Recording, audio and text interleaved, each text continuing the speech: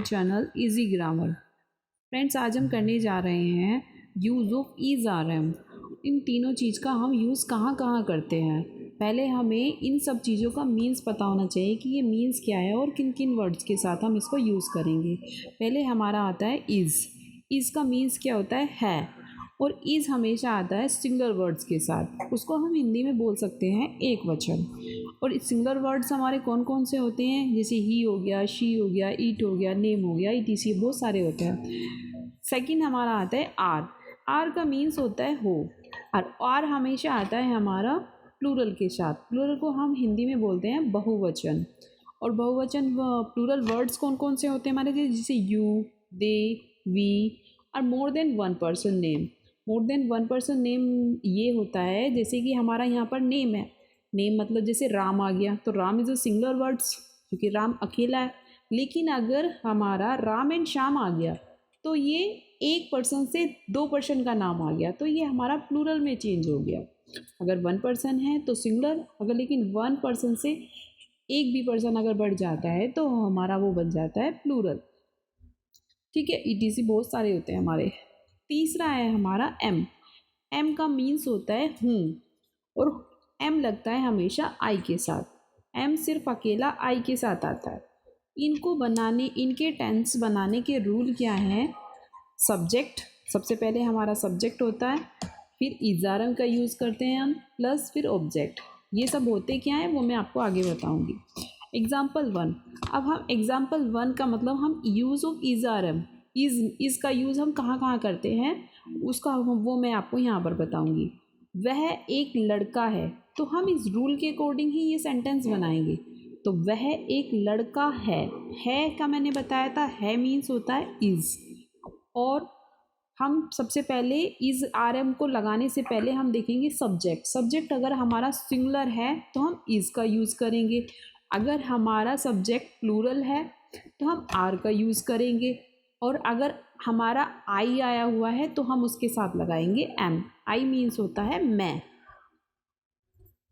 ठीक है, अब सबसे पहले वह एक लड़का है, इसमें हमारा सब्जेक्ट कौन सा होता है, ऑब्जेक्ट कौन सा होता है, वर्ब कौन सी होती है, ये हमें ये देखना है। तो वह हमारा सब्जेक्ट होता है, जो कार्य जो है इंसान। एक लड़का ये हमारा ऑब्जेक्ट हो गया, और है हो गया हमारी वर्ब, जैसे इज़ आर एम होती है, इनको हम कहते हैं वर्ब। तो सबसे पहले हम इस रूल के अकॉर्डिंग हम सब्जेक्ट लेंगे। सब्जेक्ट क्या है हमारा, वह को हम ही कहते हैं, और अगर लड़की है तो हम शी कहते हैं वह को। तो सब्जेक्ट क्या है हमारा, वह को हमने ही लगा दिया। फिर हम इज़ारम लगाएंगे हम सब्जेक्ट के अकॉर्डिंग। सब्जेक्ट हमारा सिंगुलर है तो हम क्या लगा देंगे, इज़। सिंगुलर के साथ इज़ का प्रयोग लगाएंगे, इज़ करिए, फिर हम लगा देंगे ऑब्जेक्ट। तो देखा जाए तो इस रूल को याद कर लीजिए, और रूल के अकॉर्डिंग ही हमारा पूरा सेंटेंस बन जाएगा। तो सब्जेक्ट प्लस इज़ आ गया, एक आना इनमें से कोई भी, वो हम सब्जेक्ट के अकॉर्डिंग देखेंगे। ऑब्जेक्ट आ गया तो he is a boy, subject plus is are am, मतलब इज़ आ गया यहाँ पर, और ऑब्जेक्ट। ठीक है, एग्जाम्पल 2। अब हम यहाँ पर देखेंगे आर का यूज़ हम कहाँ करते हैं। तो तुम एक गायक हो, ठीक है। तो सब्जेक्ट, सबसे पहले हम सब्जेक्ट लेंगे। सब्जेक्ट इसके अकॉर्डिंग हमारा, तुम हमारा सब्जेक्ट हो गया, सब्जेक्ट ले लिया। यू है, यू हमारा क्या होता है, प्लूरल के साथ हम क्या लगाते हैं, आर। तो you are a singer, subject plus verb plus object. Verb हमारी होती है इज़ आर एम। ठीक है, एग्जाम्पल 3 में क्या था हमारा, एम का हम किसके साथ यूज़ करते हैं, मैं एक अध्यापक हूँ। तो सबसे पहले सब्जेक्ट क्या है हमारा, मैं को हम इंग्लिश में आई बोलते हैं, प्लस वर्ब क्या है, इज़ आर एम। अब मैं है, मैं मतलब आई के साथ हम क्या लगाते हैं, एम, और plus object, I am a teacher. Second, अब कुछ वर्ड्स हमने यहाँ पर लिखे हैं, सम वर्ड्स ऑफ सब्जेक्ट के कुछ वर्ड्स हैं जो इनकी हिंदी मैंने आपको यहाँ बता रही हूँ। तुम को हम कहते हैं यू, वी को हम कहते हैं वी, वे को हम कहते हैं दे। वह अगर लड़के के लिए लगा रहे हो तो ही लगाएंगे, अगर लड़की के लिए यूज़ किया जा रहा है तो हम शी लगा देंगे, और मैं को हम आई कहते हैं। तो सबसे पहले सेंटेंसेस, जो वाक्य होते हैं, सेंटेंसेस मीन्स वाक्य, सेंटेंसेस हमारे 3 प्रकार के होते हैं। सबसे पहले होता है अफर्मेटिव, अफर्मेटिव को हम सिंपल सेंटेंसेस भी कहते हैं। दूसरा होता है निगेटिव, तीसरा होता है इंटरोगेटिव सेंटेंस। इंटरोगेटिव सेंटेंस हमारे 2 तरह के होते हैं, फर्स्ट टाइप और सेकंड टाइप। सबसे पहले हम सिंपल सेंटेंसेस करते हैं। सिंपल सेंटेंसेस क्या होता है? सिंपल सेंटेंसेस, राम एक अच्छा लड़का है, एग्जाम्पल इसका। सिंपल सेंटेंसेस बिल्कुल सिंपल होता है, उसमें कुछ भी नहीं जुड़ा हुआ होता है अलग से।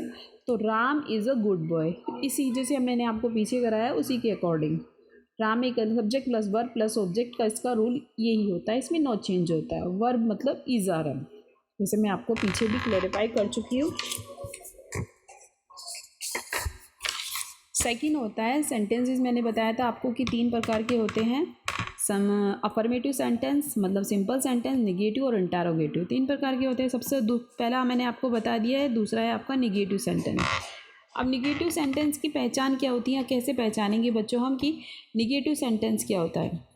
निगेटिव सेंटेंस की पहचान होती है जिन वाक्यों के बीच में नहीं शब्द आ जाता है, नहीं शब्द आता है उन्हें निगेटिव सेंटेंस कहते हैं। इसका रूल होता है सब्जेक्ट प्लस इज़ारम, उसी के अकॉर्डिंग जैसे कि हमने सिंपल सेंटेंसेस किया है, बस इसमें क्या हो गया, इसमें नहीं शब्द जुड़ गया और नहीं को इंग्लिश में हम नॉट कहते हैं, तो इज़ार वर्ब के साथ हम नॉट का यूज़ कर देंगे वर्ब के बाद। अब प्लस ऑब्जेक्ट, अब देखा जाए तो अगर नॉट हटा दें हम तो हमारा पूरा वही बनता है, बस इसमें नॉट बढ़ गया है। सब्जेक्ट प्लस इज़ारम प्लस ऑब्जेक्ट, यही हमारा पीछे वाला रूल था, लेकिन यहाँ पर हम नॉट आ गया है, निगेटिव सेंटेंस बन गया है, तो हम इसमें नॉट का यूज़ कर देंगे। निगेटिव में हम कौन सा किस शब्द का यूज़ करते हैं? नॉट का। जैसे कि पायल एक अच्छी लड़की है, एग्जाम्पल, तो पायल इज़ नॉट, सब्जेक्ट प्लस इज़ारम लगा दिया हमने। पायल एक वन नेम है, तो इट मीन्स ये सिंगुलर है हमारा, ठीक है, तो इज़ लगा देंगे हम सिंगुलर के साथ। Not a good girl, subject plus is are am, ये हमने यहाँ से इज़ ले लिया, नॉट ले लिया और ऑब्जेक्ट लगा दिया अ good girl. Payal is not a good girl. Third आता है हमारा इंटरोगेटिव। इंटरोगेटिव मैंने आपको पहले बताया था कि इंटरोगेटिव 2 टाइप्स के होते हैं। सबसे पहले आता है फर्स्ट टाइप। फर्स्ट टाइप की पहचान क्या होती है? पहले हम इसकी पहचान पता करेंगे। इसकी पहचान है जिन वाक्यों के शुरू में क्या शब्द आ जाता है उन्हें हम इंटरोगेटिव फर्स्ट टाइप सेंटेंस कहते हैं, ठीक है। इन जिन वाक्यों के शुरू में सबसे पहले क्या आ जाए तो वो हमारे इंटरोगेटिव सेंटेंस होते हैं। इसका रूल क्या है? तो हम क्या करेंगे, निगेटिव में तो हमने इज़ारम के बाद नोट लगा दिया, लेकिन अगर हमारा क्या शुरू में आ जाए मतलब इंटरोगेटिव सेंटेंस आ जाए तो हम वर्ब को सबसे पहले रख देंगे। तो ठीक है, हमने वर्ब रख दी, सब्जेक्ट प्लस इज़ारम, फिर हम उसी के अकॉर्डिंग फिर इज़ारम प्लस सब्जेक्ट प्लस नॉट यदि है तो। अगर आपका नोट नहीं है तो आप नहीं लगाना, ये नोट है तो लगा दो। Is are am plus subject plus not plus verb plus object as it is, ऐसा रूल बन जाएगा। जैसे कि आपका एग्जाम्पल आ गया, क्या तुम एक गायक हो, तो सबसे पहले इस रूल के अकॉर्डिंग हम ये ले लेंगे आर यू अ सिंगर, ठीक है। अगर मैं यहाँ पर कह दूँ क्या तुम एक गायक नहीं हो, तो हम क्या करेंगे, इज़ारम सब्जेक्ट के बाद तुरंत बाद हम नॉट लगाएंगे। आर यू हमारा सब्जेक्ट है, यू हमारा प्लूरल आ गया तो प्लूरल के साथ हम आर लगाते हैं, तो सब्जेक्ट के बाद इस रूल में नॉट है तो हम यहाँ पे नॉट लगा देंगे। Are you not a singer, ठीक है। और क्वेश्चन मार्क जरूर होना चाहिए हमारे इंटरोगेटिव सेंटेंसेस में, क्योंकि वो एक तरह से यहाँ पर एक क्वेश्चन ही पूछा जाता है, इसीलिए हम यहाँ पर क्वेश्चन मार्क लगाते हैं। इंटरोगेटिव सेंटेंस में ऑल क्वेश्चंस ही होते हैं। जैसे कि अब देखो यहाँ पर दूसरा एग्जाम्पल भी दिया हुआ है, क्या तुम आज मेरठ में नहीं हो, तो सबसे पहले उसी रूल्स के अकॉर्डिंग हमने ले लिया आर यू सब्जेक्ट इज़ारम plus subject plus not in Meerut today, ठीक है। सेकंड हमारा होता है interrogative second type. Second type की पहचान क्या होती है? सबसे पहले तो हमें उनकी पहचान पता होनी चाहिए कि कैसे पहचानेंगे कि ये हमारा इंटरोगेटिव सेकंड टाइप है। पहचान क्या होती है इनकी, जिन वाक्यों के बीच में प्रश्नवाचक शब्द होते हैं, जैसे कि उनको हम इंग्लिश में क्वेश्चन वर्ड बोलते थे, प्रश्नवाचक शब्द आते हैं उनको इंटरोगेटिव सेकंड टाइप सेंटेंस कहते हैं।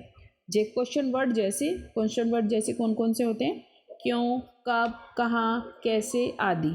अब इसका रूल सबसे मेन होता है हमारा रूल। अगर हमें रूल याद है तो सेंटेंसेस हमारे यूं ही बन जाते हैं।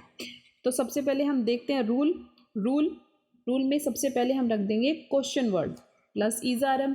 देखा जाए तो उसके बस ये क्वेश्चन वर्ड हटा दो तो ये तुम्हारा इंटेरोगेटिव का रूल बन गया। बस इसमें क्या बढ़ गया है आपका क्वेश्चन वर्ड। तो question word plus is are am plus subject plus not plus verb plus object, उसी के अकॉर्डिंग चलते जा रहे हैं। पर इज आर फिर उसमें नॉट आ गया तो subject plus is are am plus not. Negative में इंटेरोगेटिव में क्या किया इन्होंने, इंटेरोगेटिव में इज आर एम को सबसे पहले रख दिया, उसी के अकॉर्डिंग बनते चले गए। इसमें क्वेश्चन वर्ड को पहले रख दिया इज आर एम से भी पहले। तो question word plus is are am plus subject plus not plus verb plus object. इसका एग्जाम्पल हम यहाँ देख लेते हैं।